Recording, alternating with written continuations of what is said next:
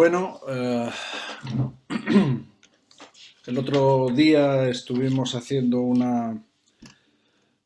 más que una introducción, es una clase sobre la manera en la que nosotros debemos de estudiar la Biblia y cómo podemos estudiar esto, ¿no? Eh, ¿Por qué es importante? ¿Por qué hablamos de ello? ¿Y por qué vamos a dedicar hoy un poquitito de tiempo también a esto? Es porque los diferentes métodos de interpretación condicionan el mensaje, condicionan el entender de de lo que Dios quiere expresar en su palabra, ¿no? Y Dios ha expresado en su palabra a través del Espíritu Santo y a través de la inspiración del Espíritu Santo en los diferentes escritores de la Biblia un mensaje que quiere que conozcamos, ¿no? Entonces, la manera en la que nosotros interpretamos va a condicionar, va a marcar ciertas diferencias entre entender realmente qué es lo que Dios nos está hablando, ¿no? Eh, Existen a lo largo de los estudios que hemos estado haciendo tiempos atrás, bueno, hemos hablado de algunos de los diferentes sistemas de interpretación, ¿no? Hace tiempo estuvimos hablando sobre el sistema liberal, vamos a decir. El sistema liberal, cuando se utiliza un sistema liberal para interpretar las escrituras, los liberales no creen en lo sobrenatural, ¿no? Evitan dar relevancia a todo aquello que es sobrenatural, cosa que leyendo las escrituras, pues bueno, es imposible, ¿no? Leer las escrituras sin ver todo ese aspecto sobrenatural de cómo Dios obra con su poder, ¿no? Entonces, todos los acontecimientos sobrenaturales, desde la creación en 7 días, al diluvio, a todo, lo alegorizan o espiritualizan para dar a entender otra cosa que no es aquello que pasó realmente, ¿no? Entonces, no creen en lo sobrenatural, no creen tampoco en que la Biblia es toda la palabra de Dios. Sí que creen que en la Biblia hay palabra de Dios, pero no creen que toda la Biblia es la palabra de Dios. Entonces no creen en la inspiración divina de la Biblia, ¿no? Así que todo lo ven como verdades relativas. Esto hubo un movimiento muy fuerte en el siglo XX, sobre todo los teólogos alemanes y suizos tipo Karl Barth y toda su corriente, pues tuvieron una interpretación muy liberal de las escrituras, ¿no? Con el problema que eso crea, ¿no? Luego hubo movimientos que se llaman dogmáticos. Los movimientos dogmáticos están basados, como la propia palabra dice, en dogmas. Un dogma es cuando en una religión hay ciertos puntos centrales, básicos, que indican un poco el eje central, la espina dorsal de lo que es esa religión, ¿no? Eh, por ejemplo, en el catolicismo hay ciertos dogmas, bueno, ya sabemos, hay sacramentos y luego hay unos dogmas en cuanto a la autoridad de la Iglesia, a la autoridad del Papa, a la infalibilidad del Papa, que ya eso es algo que se ha desestimado últimamente, pero hay ciertos dogmas y si tú no estás de acuerdo con estos dogmas, eh, estás en desorden, eres un herético, ¿no? Además, la escritura pasa a estar en un segundo plano, porque primero están esos dogmas, que los dogmas no siempre son palabras de la Biblia, son verdades o pensamientos personales, ¿no? Ya tenemos el caso de los mormones con la revelación que tuvo José Smith y otros como los adventistas con Ellen White, que reciben cierto tipo de revelaciones, que esas revelaciones se convierten en dogmas y todo tiene que estar de acuerdo con esos dogmas. Si no estás de acuerdo, no puedes ser un verdadero mormón o adventista o todo esto, ¿no? Además, basan su predicación y su enseñanza en aquellos versículos, en aquella parte de la Biblia que sí está de acuerdo con esos dogmas. Luego está el método alegórico, que el otro día estuvimos hablando un poco en él. El método alegórico es un método muy personal, muy particular, y siempre está buscando algo debajo del texto. Siempre lee las cosas y siempre está buscando como una segunda verdad que está por debajo de los textos. Este método, pues con este método puedes interpretar como quieras la Biblia, puedes interpretar ciertas cosas que son verdades básicas y fundamentos básicos del cristianismo, los puede interpretar uno como le dé la gana, ¿no? Y luego está el tema, el método literal, que es en lo que hemos estado hablando nosotros y que es el método que usamos. El método literal no quiere decir que no reconocemos las figuras retóricas o las figuras alegóricas de la Biblia, pero en principio el método literal o histórico-gramatical que decíamos el otro día, queremos saber qué es lo que dice las palabras, o sea, las palabras las entendemos tal y como están escritas, entendiendo también el contexto, el tiempo en el que fueron dichas. ¿Quién dijo esas cosas? ¿Cómo las dijeron? ¿En qué tiempo las dijeron? ¿Cuál era el ambiente cultural que las dijeron? ¿Y cuál es el verdadero significado de esas palabras? Sin intentar alegorizar, solamente en los casos en los que claramente se está queriendo hacer una alegoría, ¿no? Entonces, el segundo paso para estudiar, vamos a decir, la escatología. La escatología debemos de verlo y muchos comentaristas usan el mismo ejemplo como un puzzle, ¿no? Nosotros en Navidades nos gusta siempre pues tener en casa y hacemos un puzzle de Navidad y todos los días nos ponemos un rato y vamos colocando fichas. Pero los que habéis hecho puzzles sabéis que lo primero que hay que hacer cuando uno hace un puzzle, la primera cosa es hacer los bordes. Uno busca aquellas piezas que tienen una parte recta, las separa del resto y cuando coge todas esas piezas hace el borde y a partir de hacer el borde empieza a hacer el resto.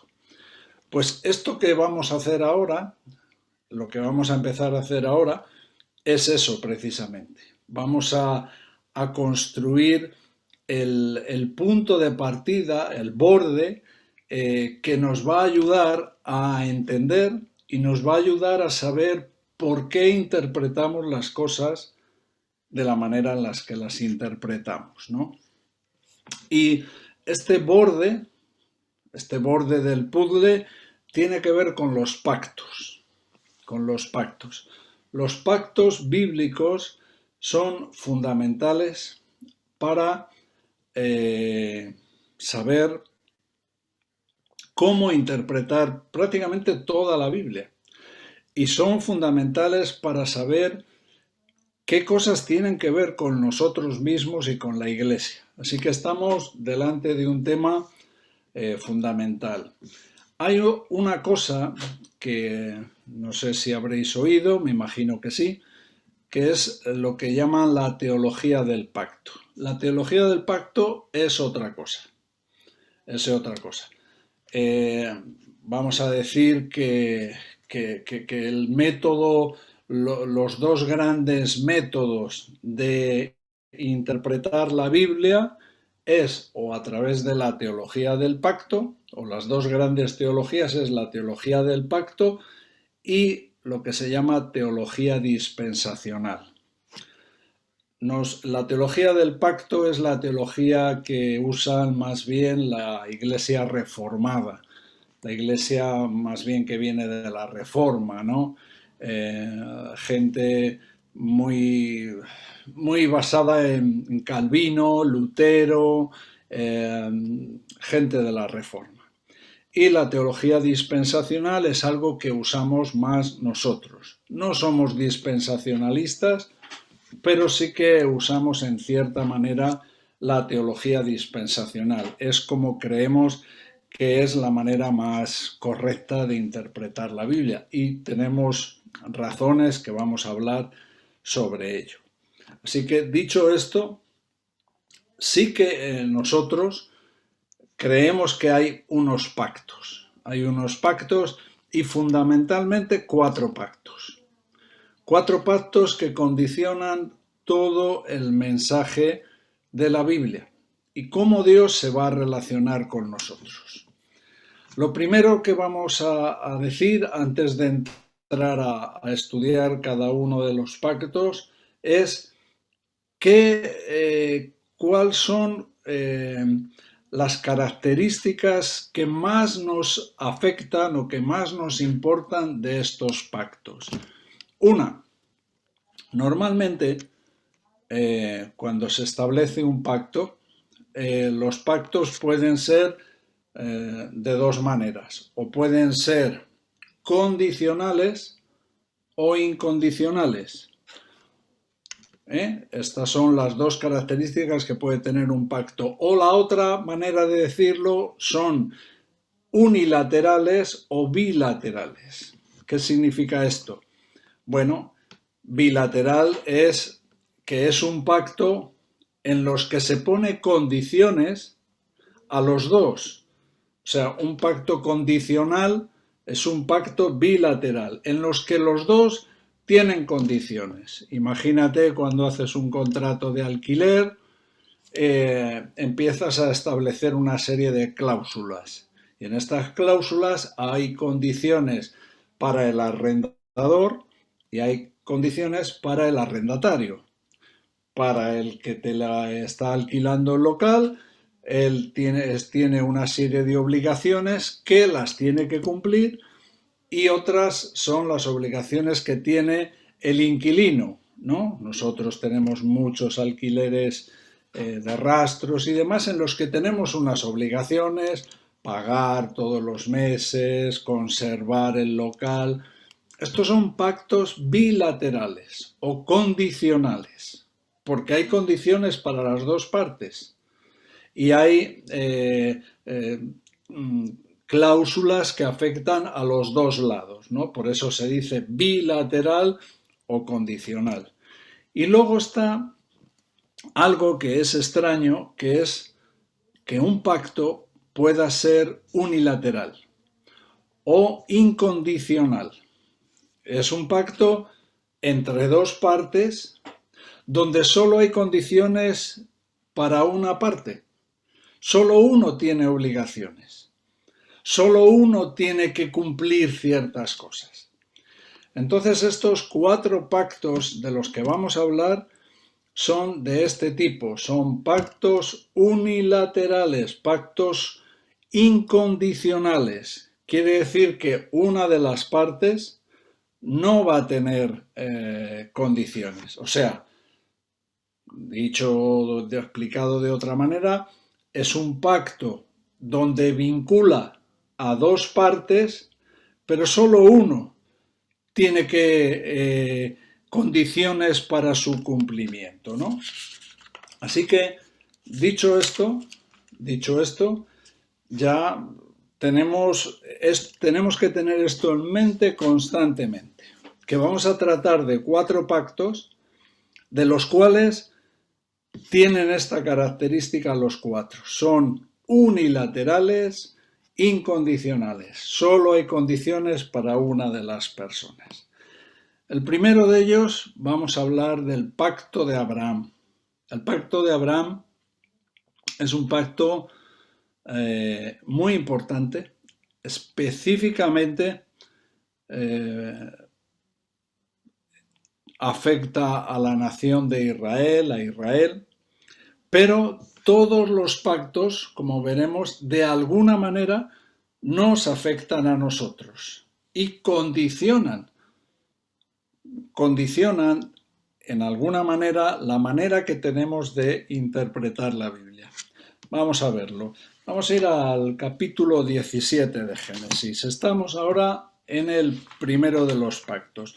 Los 4 pactos de los que vamos a hablar son el pacto de Abraham, el pacto palestino, el pacto davídico y el nuevo pacto.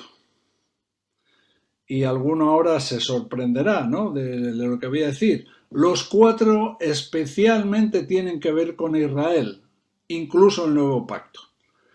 Pero los 4 de alguna manera nos vinculan o nos afectan a nosotros. Así que el pacto de Abraham. Génesis capítulo 17, versículos 7 y 8. Y 19 también.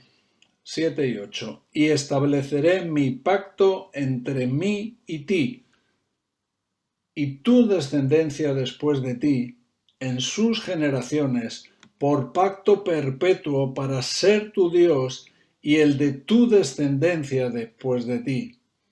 Y le daré a ti y a tu descendencia después de ti la tierra en que moras, toda la tierra de Canaán en heredad perpetua, y seré el Dios de ellos. Y luego el versículo 19. Respondió Dios: ciertamente Sara tu mujer te dará a luz un hijo, y llamarás su nombre Isaac, y confirmaré mi pacto con él como pacto perpetuo para sus descendientes después de él. Bueno, esto es un pequeño resumen, habría que dedicarle mucho más, pero bueno, sería igual perder mucho tiempo en cosas que luego se pueden estudiar más profundamente, pero para lo que nos afecta, ¿no?, para saber de qué trata estos pactos. El pacto de Abraham, como vemos, es un pacto que Dios tiene la iniciativa. No son pactos que Abraham está en una situación. Abraham es un ¿cómo decirlo?, un idólatra. Él estaba en su tierra adorando dioses falsos, ajenos. Él no conocía a Dios. Y Dios tiene la iniciativa. Dios viene a un hombre, busca a un hombre, y este hombre es Abraham, un hombre que no estaba buscando a Dios, que estaba adorando dioses falsos, y quiere establecer un pacto con él. Quiere establecer un pacto, y un pacto incondicional, donde no le pone condiciones a Abraham. Sí, algunos dirán, bueno, sí, claro, Abraham tuvo que salir, tuvo que obedecer. Bueno, pero el pacto y toda la naturaleza del pacto, las únicas condiciones, las fuertes condiciones, las tuvo que estar del lado de Dios. Porque también otra cosa que diremos de los pactos es que si no se cumplen, el que no cumple ese pacto tendría una especie de penalización. Que aquí estamos hablando de cosas muy, muy fuertes, muy serias, ¿no? Estamos hablando de ser cortado de su pueblo, de cosas muy fuertes que vamos a ver ahora mismo. La señal del pacto de Abraham es la circuncisión. La circuncisión Fíjate si es algo importante, cada judío se tiene que circuncidar porque esa es la señal del pacto. Ahí están reconociendo que pertenecen al pacto y uno que no se quiere circuncidar, estamos hablando de judíos, uno que no quería circuncidarse es uno que no quiere pertenecer a ese pacto, que no quiere tener nada que ver en ese pacto, ¿no? Así que, es más, vamos a ir ahora un poquito antes al capítulo 15. Génesis, capítulo 15.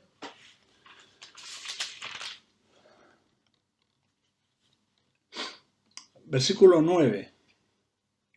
Y le dijo: tráeme una becerra de 3 años y una cabra de 3 años y un carnero de 3 años, una tórtola también y un palomino.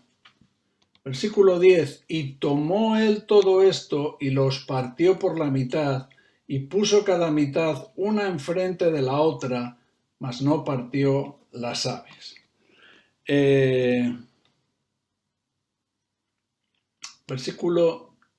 Bueno, vamos a dejarlo hasta ahí. Diréis ¿por qué leo estos versículos?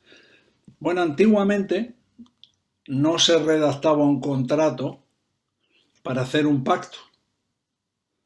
No es como hoy en día que uno va al notario o va a un abogado y hacen un contrato y establecen esas cosas. Sino que para hacer un pacto, que había pactos que tenían que ver con naciones, con cosas muy importantes de la nación o cosas de tribus o cosas también personales, pero para, vamos a decir, firmar o sellar un pacto, lo que hacían era esto precisamente, cogían varios animales, los partían por medio y ponían una mitad a cada lado de estos animales y los dos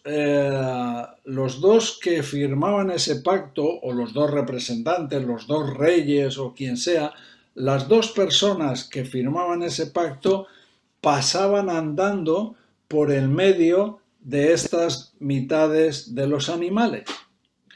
Y esa era la manera en la que establecían el pacto, era como una señal de que había un vínculo y que si eso no se cumplía, las consecuencias iban a ser de ese tipo, que iban a ser partidos por la mitad, ¿no? Que iban a ser quebrantados, que iba a haber unas consecuencias graves. Pero date cuenta de lo que está pasando aquí. Dios toma la iniciativa con Abraham y quiere establecer un pacto con él. Y abren los animales y mira lo que dice el versículo 17. Versículo 17 de este mismo capítulo 15. Y sucedió que puesto el sol y ya oscurecido, se veía un horno humeando y una antorcha de fuego que pasaba por entre los animales divididos. ¿Esto qué es? Bueno, esto es nada más y nada menos que Dios es el que está pasando por el medio de los animales. Vemos aquí que está horno humeando y esta antorcha de fuego era una representación. Masá ponía, y yo lo he hecho, Perdón. Ahora. Bueno, digo que este no era otra cosa que la representación de Dios, lo mismo que vemos a Dios cuando la columna de humo por el día se levantaba y todos iban tras él, o la columna de fuego por la noche cuando estaba el tabernáculo, en los tiempos del tabernáculo. Así que lo que estamos viendo aquí no es otra cosa que Dios está sellando, firmando este pacto. Pero Abraham no pasa por en medio de los animales, solo pasa Dios. Esto es una muestra clara de que Dios está conforme, es el que está no solamente estableciendo el pacto, las condiciones del pacto, sino que además está diciendo, y lo firmo yo, o sea, y yo me comprometo.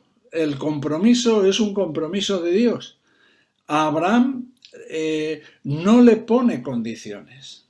Luego vamos a explicar algunas cosas más, ¿no? Así que si había consecuencias para alguno, solo habría consecuencias para Dios, ¿no? Esperad un momento que quiero ver un versículo aquí.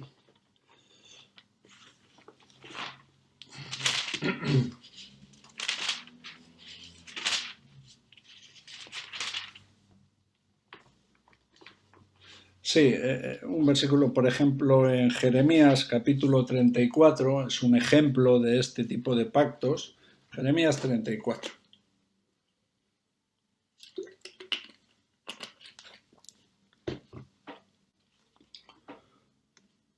Versículo 18. Y entregaré a los hombres que traspasaron mi pacto, que no han llevado a efecto las palabras del pacto que celebraron en mi presencia, dividiendo en dos partes el becerro y pasando por medio de ellas. A los príncipes de Judá y a los príncipes de Jerusalén, a los oficiales, a los sacerdotes y a todo el pueblo de la tierra que pasaron entre las partes del becerro, los entregaré en mano de sus enemigos y en mano de los que buscan su vida, y sus cuerpos muertos serán comida de las aves del cielo y de las bestias de la tierra.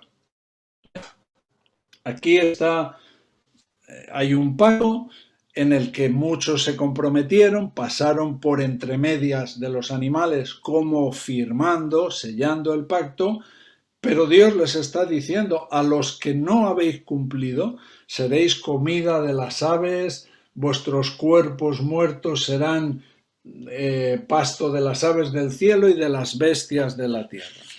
Así que esto es lo que está pasando. ¿Y qué tenemos? ¿Qué conocemos de la historia? Bueno, esto pasó realmente, esto es una cosa que sí pasó cuando Cristo murió en la cruz. Cuando Cristo murió en la cruz, aquí vemos que Él es de alguna manera o simbólicamente echado fuera, cortado fuera, y lo vemos en las palabras que Jesús mismo pronuncia. Dios mío, ¿por qué me has desamparado? Aquí es como si hubiera una separación. Es como si en un momento la unión más perfecta que hay, que es la unión de la Trinidad, hubiera habido una especie de corte, de división, ¿no? Y en ese momento, o sea, es tan fuerte para Jesús el que él mismo está clamando de esta manera. Y esto es vamos a decir, la prueba de que Dios estaba haciendo un pacto donde Él estaba asumiendo las consecuencias. Él estaba asumiendo las consecuencias, es Él el que iba a pagar el precio de establecer ese pacto con nosotros, que vemos que ahora veremos a ver todo el alcance de estos pactos, ¿no? Pero vemos que si alguien sufrió las consecuencias, ya sabía que iba a pagar las consecuencias. Cuando Dios establece un pacto con Abraham, ya sabe que Abraham, no va a cumplir. Por eso no le pide condiciones a Abraham. Sabe que el único que va a poder cumplir es él.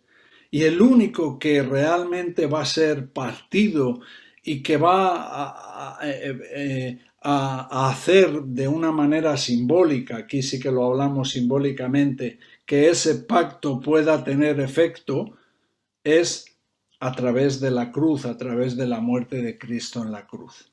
Otra cosa que diremos es que estos 4 pactos de los que vamos a hablar se han cumplido en parte, solamente en parte. Hay una parte que está por cumplir, que es la parte que tiene que ver con la escatología, ¿no? Bueno, estamos con el pacto abrámico.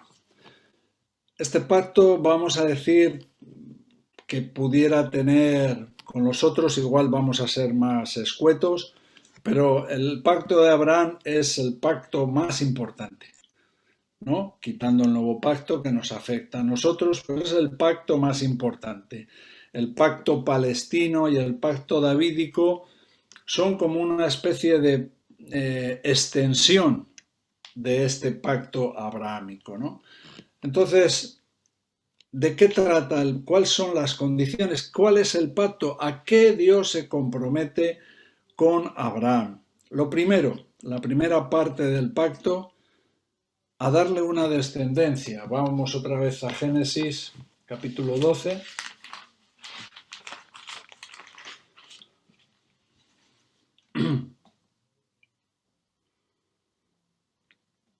Capítulo 12, versículos 2 y 3. Y haré de ti una nación grande y te bendeciré y engrandeceré tu nombre y serás bendición. Y bendeciré a los que te bendijeren y a los que te maldijeren maldeciré y serán benditas en ti todas las familias de la tierra. Así que la primera característica o parte de este pacto abrámico es una descendencia, una posteridad. Estamos hablando de un hombre viejo, de un hombre que no, en este punto,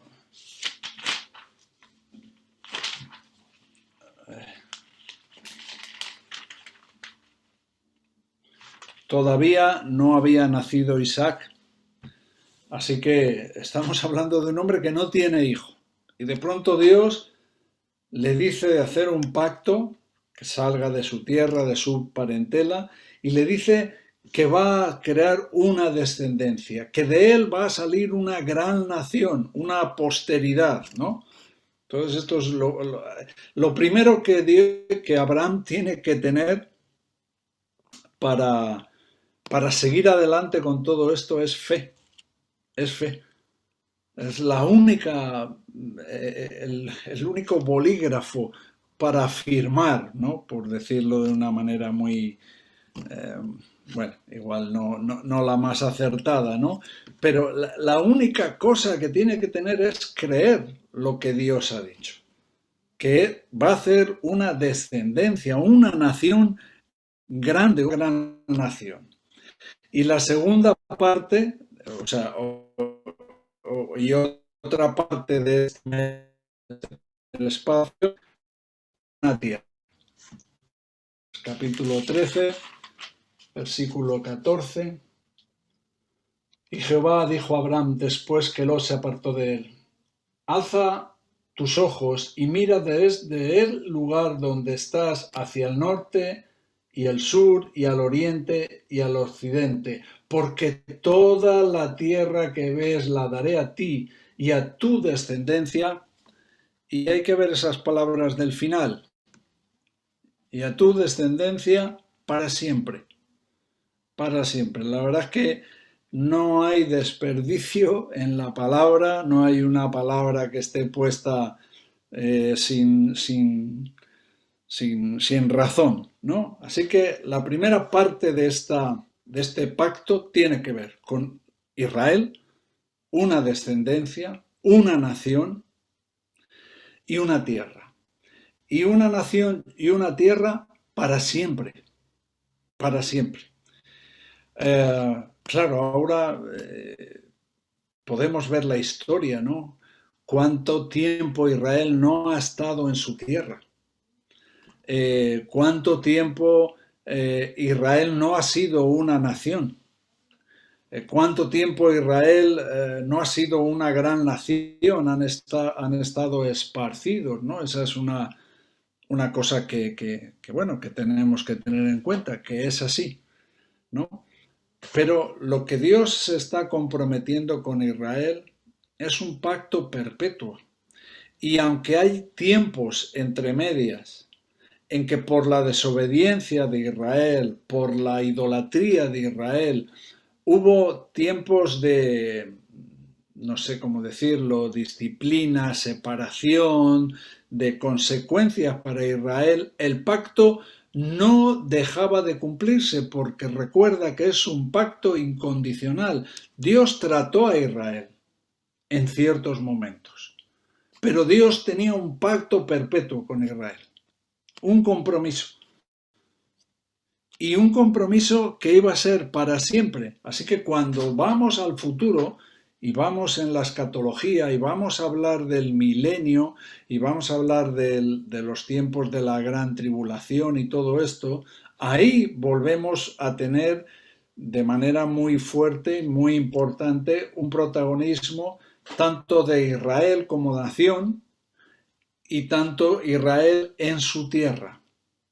Ha habido tiempos en los que no han estado en su tierra, pero hay un momento, y posiblemente estamos en ese momento, en el que Israel no va a salir ya más de su tierra. Israel va a estar todavía en su tierra.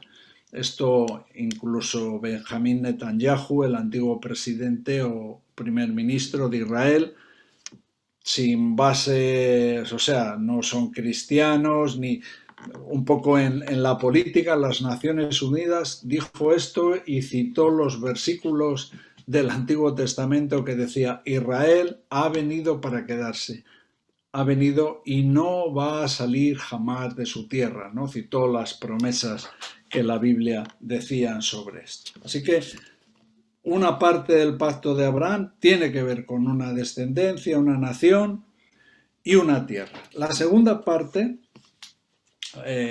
estamos en Génesis capítulo 15, versículo 6. Y creyó a Jehová y le fue contado por justicia. Y versículo 17, capítulo 17, versículo 7.